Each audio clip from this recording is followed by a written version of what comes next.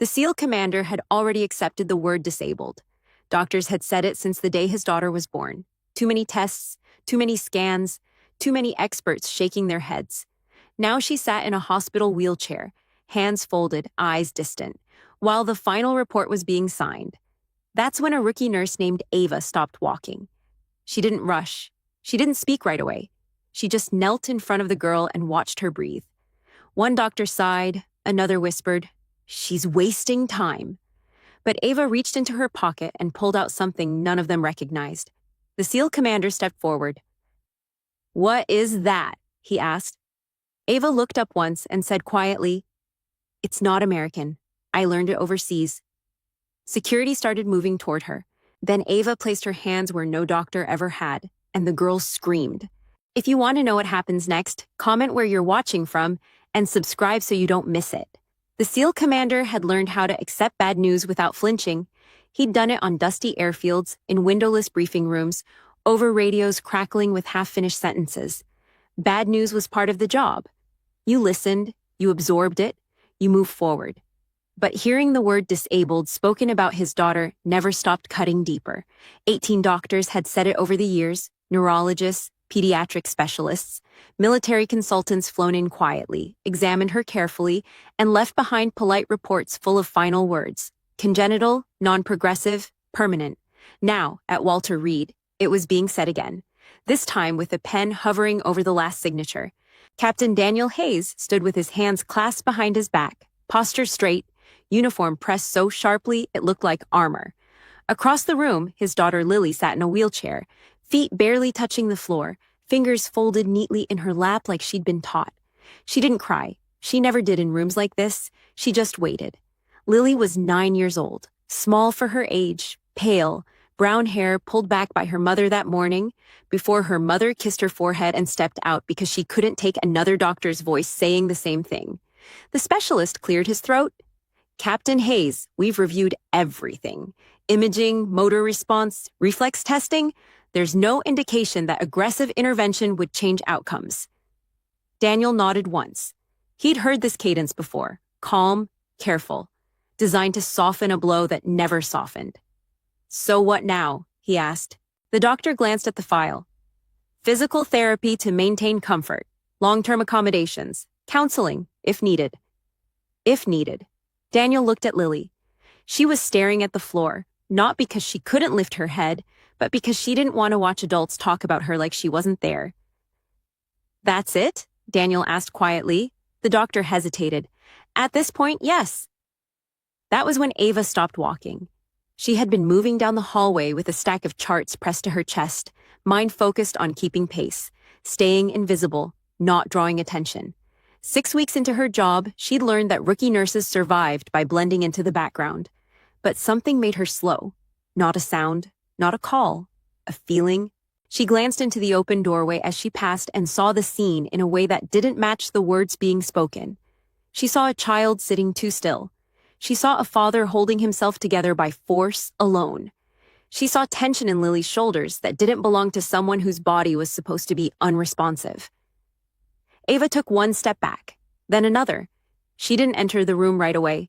She watched Lily's breathing, watched the way her fingers pressed into her palm at certain moments, then relaxed.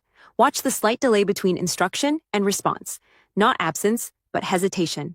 The doctor was still speaking when Ava finally stepped inside. "Excuse me," she said softly. Every head turned. The specialist frowned. "Yes?" "I'm Nurse Ava," she said. "I was assigned to the floor. I just wanted to check if Lily needed water." It was a harmless sentence, a safe one.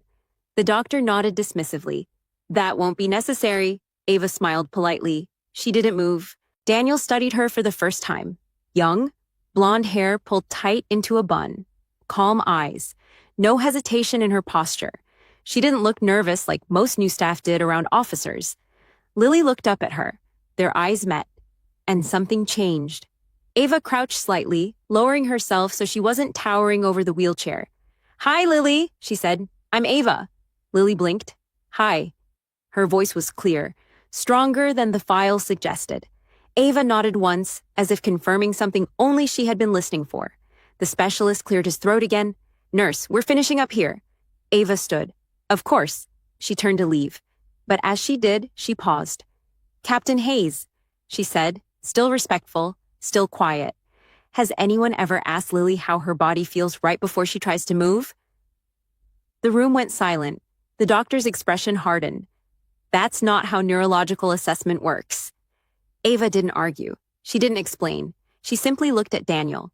Daniel had spent his career reading people under pressure. He recognized confidence when he saw it. Not loud confidence, not arrogant confidence. The kind that comes from experience you don't talk about. No, Daniel said slowly. No one's asked her that. The doctor shifted. Captain, this is not appropriate. It's a question, Daniel said. She can answer it. Lily looked between the adults. It feels like something is asleep, she said carefully, but not gone. Ava felt her chest tighten. Asleep.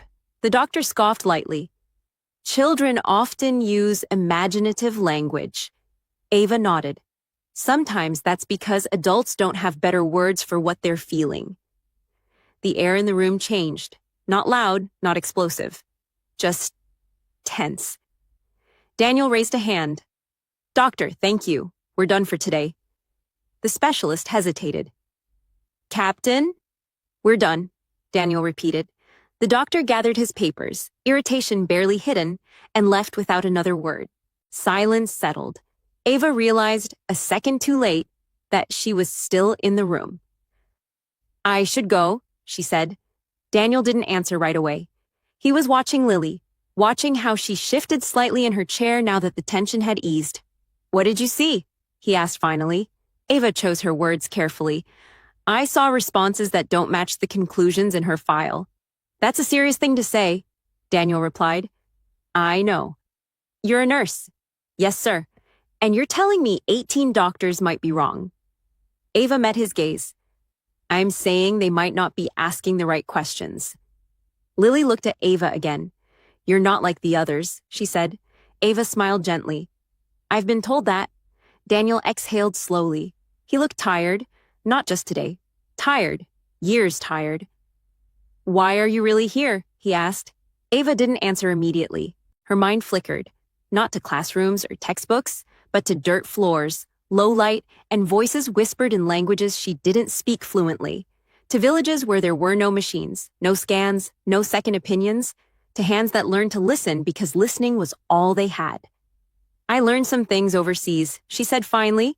Things that don't show up on charts. The word overseas landed differently when spoken by someone who stood like her. Daniel straightened slightly. Where overseas? Ava hesitated. Places that don't make it into reports. Another pause. Then footsteps approached the doorway. A senior nurse appeared, eyes sharp. Ava, you're needed at the station. Ava nodded. Yes, ma'am. She looked back at Lily one last time. Lily was watching her like she was afraid she might disappear. Can I come see you again? Ava asked. Lily smiled. I'd like that. Ava stood and left. And Daniel remained where he was, staring at the empty doorway long after she'd gone. That night, he reviewed Lily's file again. Every scan, every note, every conclusion. And for the first time in years, something didn't sit right, because one rookie nurse had asked a single question no one else ever had. And somewhere deep inside, a SEAL commander felt the first stirrings of something he'd buried a long time ago. Hope. He didn't know yet that Ava wasn't just a nurse. He didn't know about the techniques she'd learned in places medicine forgot. And he didn't know that the next time she touched his daughter, everything was going to change. Captain Daniel Hayes didn't sleep that night. He lay on top of the covers in the small on-base housing Walter Reed assigned to visiting officers, staring at the ceiling, replaying the same moments over and over. Lily's voice, asleep but not gone. Ava's calm question, the way she hadn't flinched when challenged. By 0400, he was back at the hospital. Lily was already awake. She always was. Years of early appointments had trained her body better than any alarm clock. She sat by the window in her wheelchair, watching the faint gray of morning creep across the glass. Morning, kiddo, Daniel said softly. Couldn't sleep, Lily replied. Too quiet. Daniel smiled faintly. Same.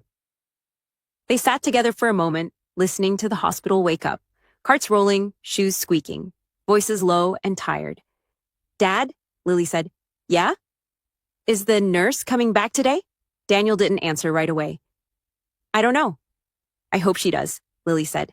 She looked at me like I wasn't broken. The words landed harder than any medical report ever had. At 07:20, Ava arrived for her shift. She moved the same way she always did. Head up, steps measured, eyes alert. But inside, her thoughts were louder than usual. She knew she'd crossed a line the day before. Rookie nurses didn't question specialists. They didn't linger in rooms after being dismissed. They definitely didn't plant doubt in the minds of decorated officers. She reached the nurse's station and felt it immediately. The looks, not angry, not hostile, curious, assessing. Patricia Monroe, the senior nurse with 23 years at Walter Reed, glanced up from her chart. Harris. Yes, ma'am. Conference room, 5 minutes. Ava nodded. She didn't ask why. The room held 3 people when she walked in. Patricia, a department supervisor, and a man Ava recognized immediately from his photo on the hospital wall. Dr. Raymond Keller, neurology. He didn't sit. Nurse Ava, he said, folding his arms. Yesterday, you questioned a specialist's conclusion in front of a patient and her father. Is that correct? Ava met his gaze. I asked a question. Patricia frowned. That's not how they see it. Dr. Keller leaned forward slightly. You're new here, so let me be clear. This hospital runs on protocol, on evidence, on hierarchy. When you undermine that, even gently, you create risk.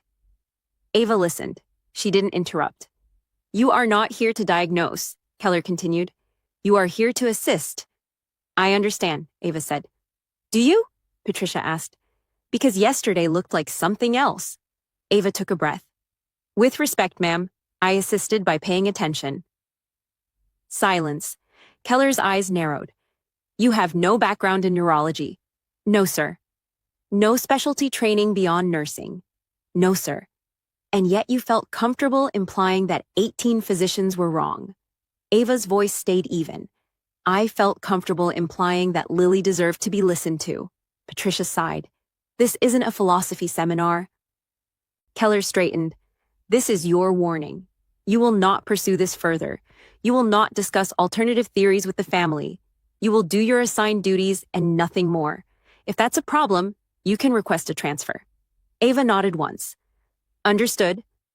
Good, Keller said. You're dismissed. She left the room without another word. At 0837, Daniel Hayes asked for her by name. The charge nurse hesitated. Captain, Nurse Ava is busy today. Daniel didn't raise his voice. He didn't need to. I'll wait. Ava was restocking supplies when Patricia appeared beside her. Room 412, she said quietly. 5 minutes. Ava looked up. Am I allowed to talk? Patricia's expression softened just a fraction. Just be careful. Daniel stood when Ava entered the room. Lily's face lit up the moment she heard her voice. You came, Lily said.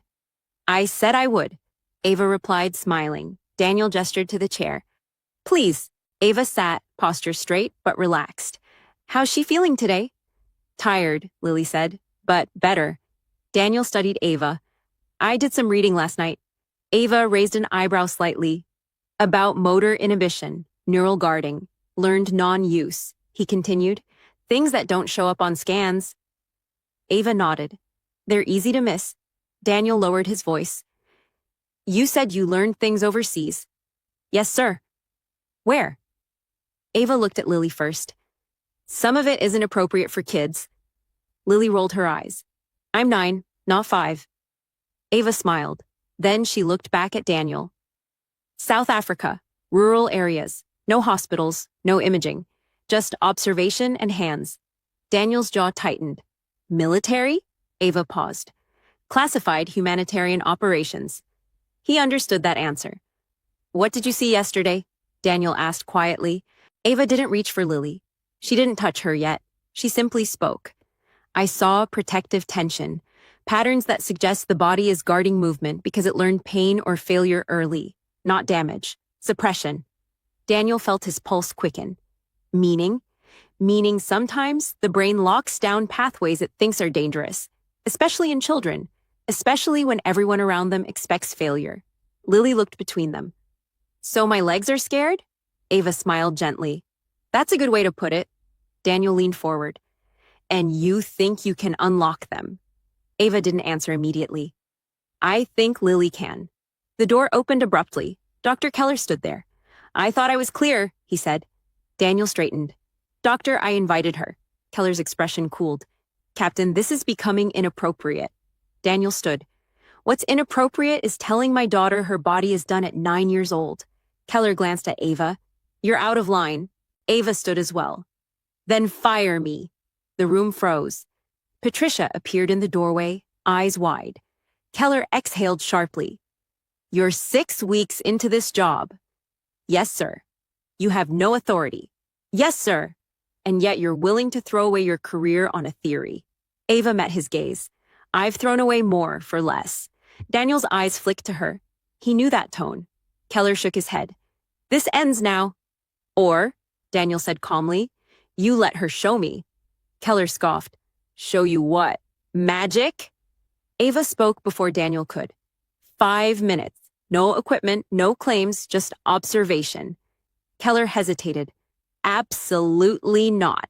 Daniel's voice hardened. Doctor, I've commanded teams under fire. I know when someone believes in what they're saying. If you're so confident she's wrong, 5 minutes shouldn't threaten you. Silence stretched. Keller finally stepped aside. 5 minutes, he said. Then she leaves. Ava knelt in front of Lily, careful and slow. I'm going to ask you to do something strange, she said softly. You can stop anytime. Lily nodded. Ava placed 2 fingers lightly on Lily's ankle, not to move it, just to rest there. Don't try to move, she said. Just think about moving. Lily frowned. That's it? That's it. 30 seconds passed. Nothing happened. Keller smirked. Then Lily's toes twitched, barely noticeable, but unmistakable. Daniel's breath caught. Ava didn't react. Good, she whispered. Again. Lily concentrated. Her face tightened. Her foot shifted a fraction of an inch. Keller stepped forward. That's reflex? Ava nodded. Maybe. She changed position slightly, placing her hand higher, applying pressure in a precise way that looked almost ceremonial. This technique is older than modern neurology, she said quietly. It was used long before machines told us what to believe. Lily inhaled sharply. Her leg moved, not much, not fast. But it moved. Daniel dropped to one knee beside her. Lily, did you do that? Her eyes were wide. I think so. The room was silent except for Lily's breathing. Keller's face had gone pale. That's not possible, he said. Ava looked up at him. It just happened. Keller shook his head. This proves nothing. Ava stood. It proves one thing. She met Daniel's eyes. Your daughter isn't done. Footsteps sounded in the hall. More staff. More attention. Keller straightened. This stops now, before we create false hope. Daniel stood slowly. Doctor, you didn't create this. You just witnessed it. Lily looked up at Ava, tears forming. Can we do it again tomorrow? Ava swallowed. If they let me? Keller turned sharply. She's done here. Daniel's voice was cold and controlled. Then so am I. The words echoed. Ava felt the weight of the moment settle into her bones. She had crossed the point of no return. And she knew, absolutely knew, that what came next would either expose her past or end her future. By noon, the 4th floor of Walter Reed felt different. Not louder, not tense in the obvious way. Just watchful. People knew something had happened in room 412. Not the details, but the shift. Nurses slowed near the doorway. Orderlies found reasons to pass by. A resident stood too long at the chart rack, pretending to read while listening for movement inside. Inside, Lily sat very still. Her legs rested exactly where they always had, angled slightly inward, unmoving. If someone walked in at that moment, they would have seen nothing unusual. A disabled child in a wheelchair, a father beside her, a nurse no longer present, and yet the room felt charged, like the air before a storm. Daniel Hayes stood at the window, arms crossed, staring down at the parking lot. He hadn't moved since Dr. Keller left. He was replaying the moment again and again. The twitch, the shift, the way Lily's eyes had widened in surprise rather than pain. It hadn't been reflex. He knew reflexes. He'd spent a lifetime training men to control them. That had been intent. "Dad?" Lily said softly. He turned immediately. "Yeah, sweetheart."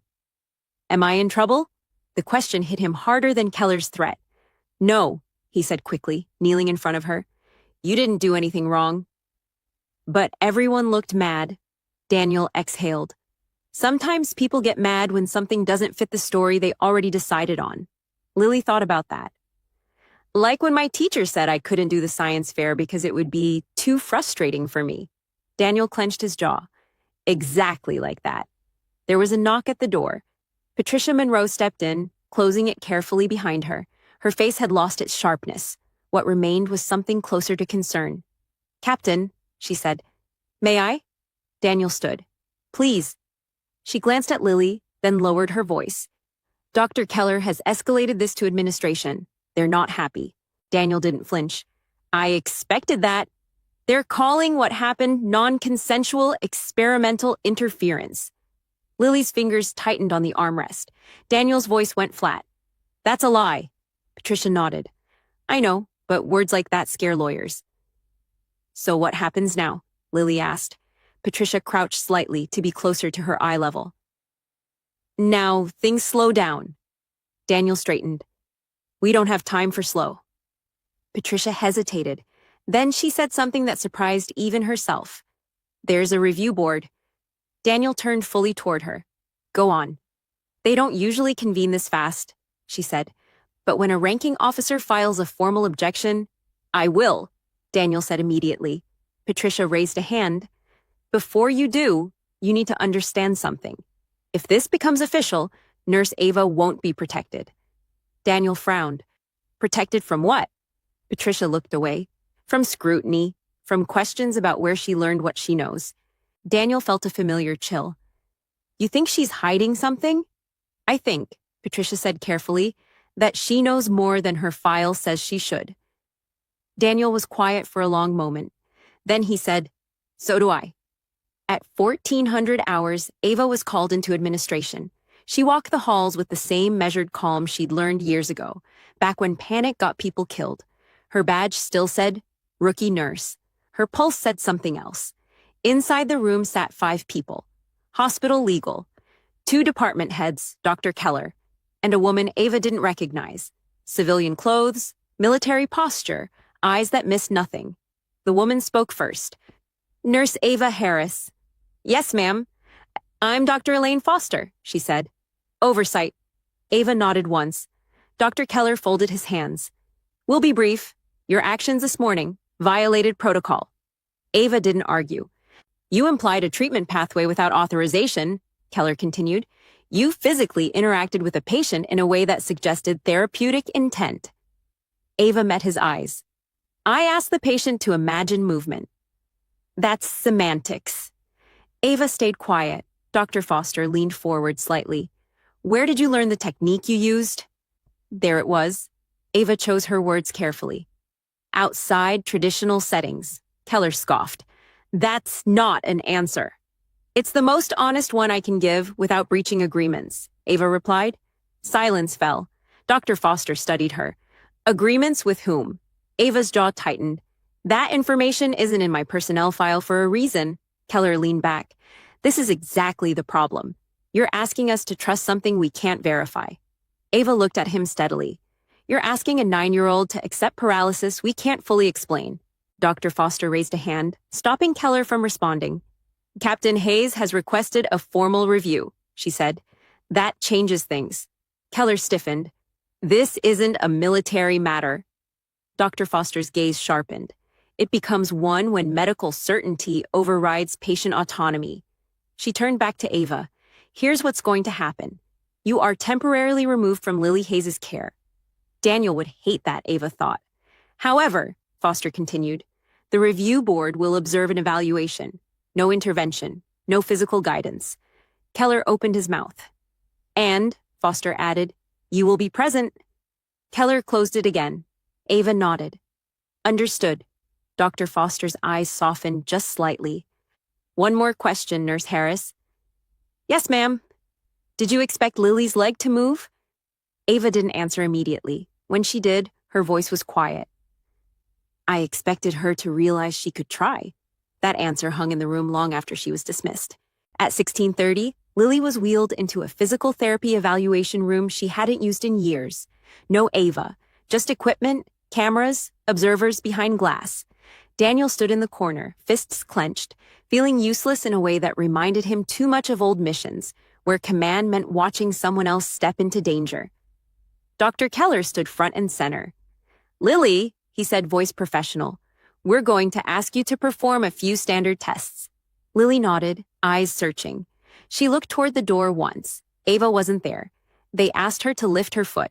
She tried. Nothing happened. Keller nodded as if satisfied. They asked again. Adjusted positioning. Encouragement without expectation. Still nothing. Daniel felt his chest tighten. Through the glass, Dr. Foster watched silently. Then Lily spoke. Can I ask something? Keller hesitated. What is it?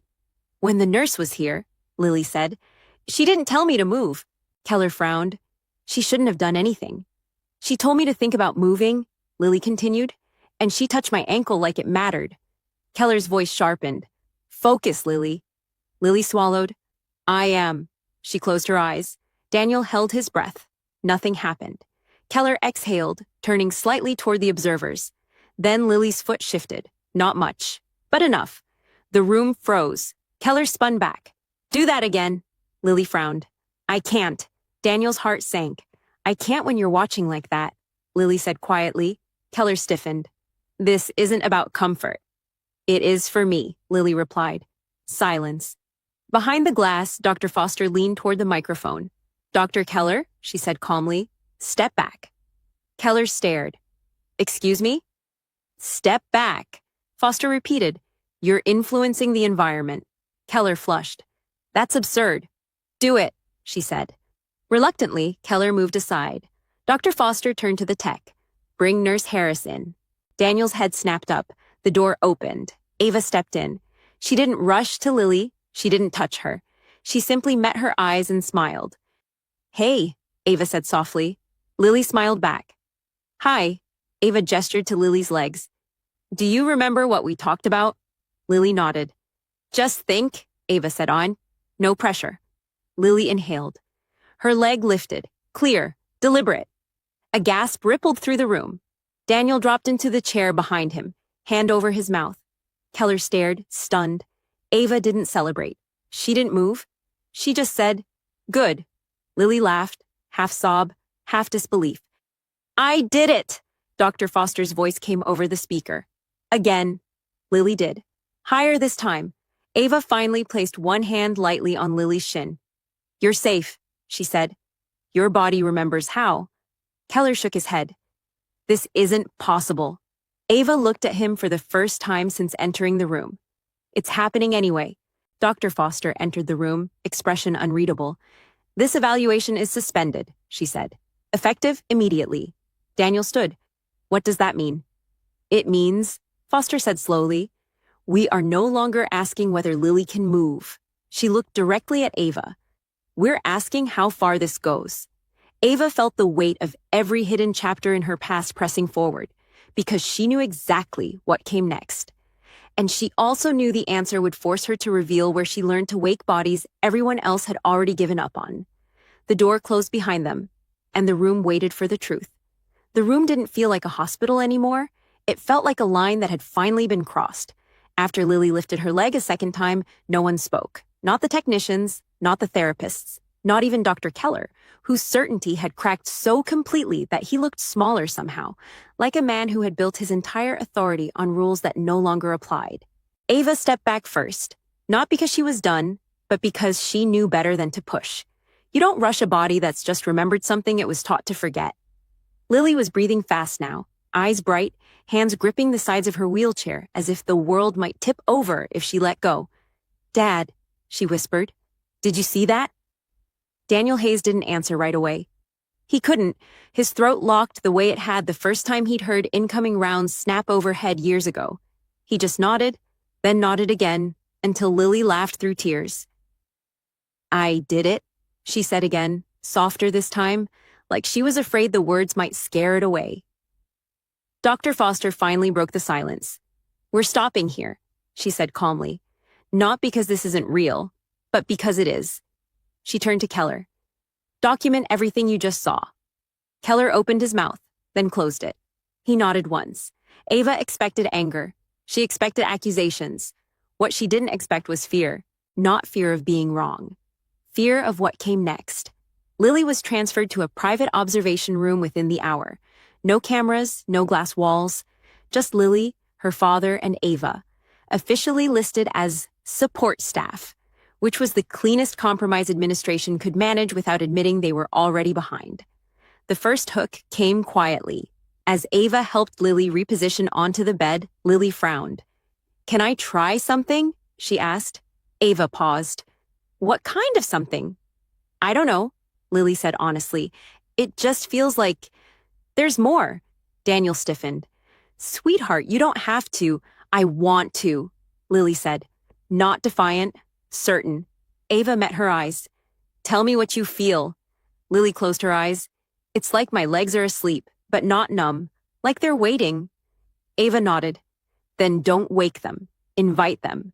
Lily concentrated, her toes curled, barely, but unmistakably. Daniel made a sound that wasn't a word. Ava swallowed. This wasn't a fluke. This wasn't adrenaline. This was neural recall, buried pathways waking up because someone had finally spoken to them in a language they recognized. The second hook came harder. That evening, Dr. Foster returned with two men in suits who didn't wear badges and didn't introduce themselves. Ava recognized the posture immediately. Government, military adjacent. The kind of people who ask questions after outcomes, not before. One of them looked at Ava and said, "You learned this overseas." It wasn't a question. Ava didn't answer. Daniel stepped forward. If this is about classification, it's about liability, the man said evenly, and ownership. Ava's jaw tightened. People don't own techniques. The man studied her. They do when those techniques came from black site medicine. The room went still. Lily looked between them. Am I in trouble? Ava knelt instantly. No.